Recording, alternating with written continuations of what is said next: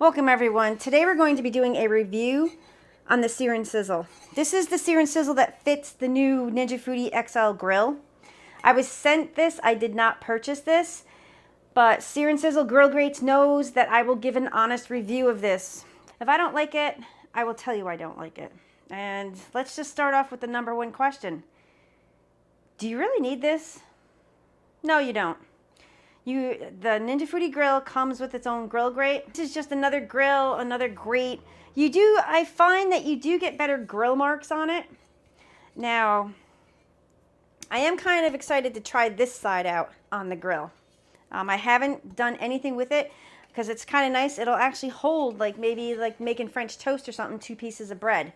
I haven't used it, so I don't know how it's going to come out, or possibly a grilled cheese. I might give that a whirl today, but for right now, we are making a steak. We are making a dry-aged ribeye steak on the new Sear and Sizzle insert.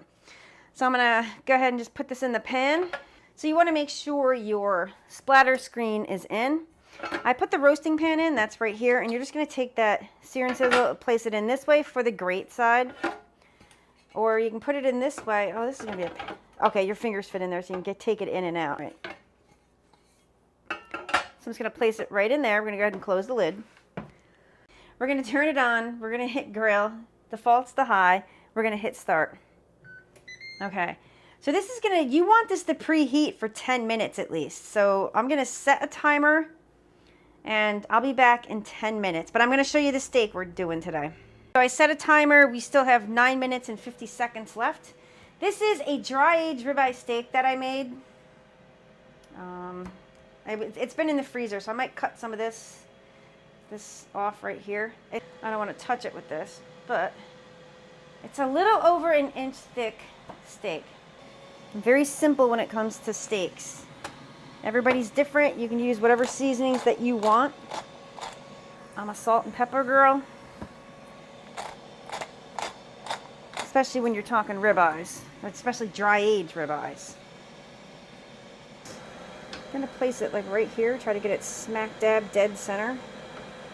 There's a side port right here where you plug it in just like that. It's been 10 minutes according to my timer on my phone, but I'm gonna let this warm up. This is actually going a bit longer than 10 minutes.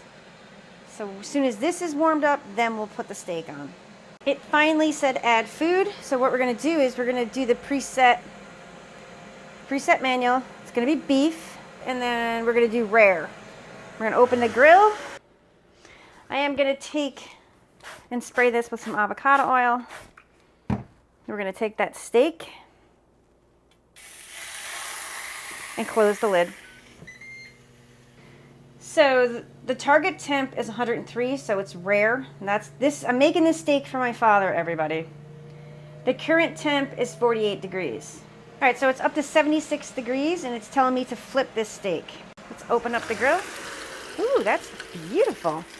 So it's probably gonna smoke. It usually smokes every time you flip. Actually, it wasn't that bad. There we go, just a bit. Ooh, that's looking good. All right, so we're up to 80 degrees, 81 degrees.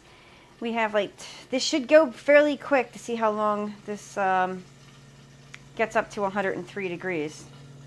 If you guys can see this, but this is smoking. But there again, to be honest with you guys, nothing's smoke free. Yeah, it's smoking in the front. It's coming out the front. I see it. Check the back. Nope.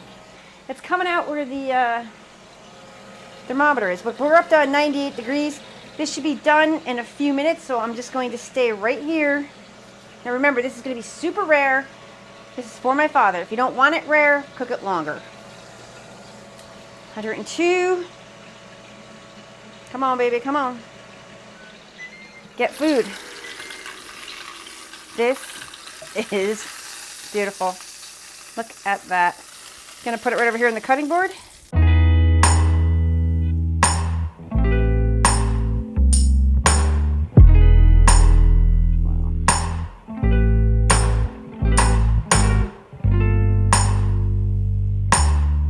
So it's been resting for around 4 minutes. So I'm gonna take a Thermapen, we're gonna poke it just a bit.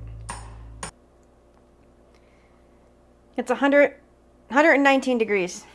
I'm gonna use the knife. This is a knife I keep in my camping bin, so we're just gonna use this one today.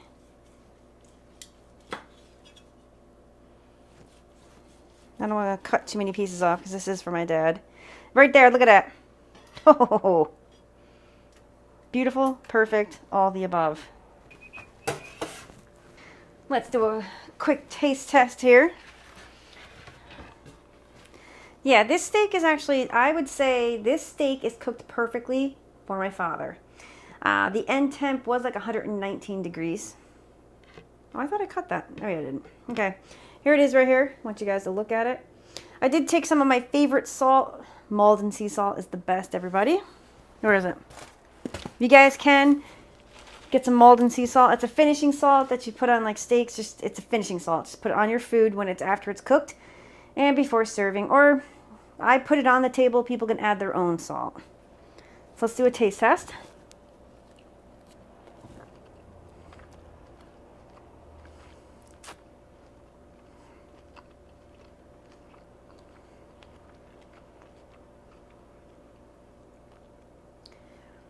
Yeah, this is, wow. This is so good. I mean, I'm just like, wow. It's like, yeah, it's delicious. It really, really is. If you can, dry age some of your own steaks at home. If you can't or don't want to do it, pick up some dry age steaks. The taste, the flavor totally changes when you dry age a hunk of meat. If you like this video, please give it a thumbs up. Hit subscribe, hit that notifications button, and yeah, stay tuned for more videos. So good. So good. I'm going to cook that other steak up. We're going to turn it on. We're going to hit grill. Defaults to high. We're going to hit start. Oh, geez, I just pressed the button.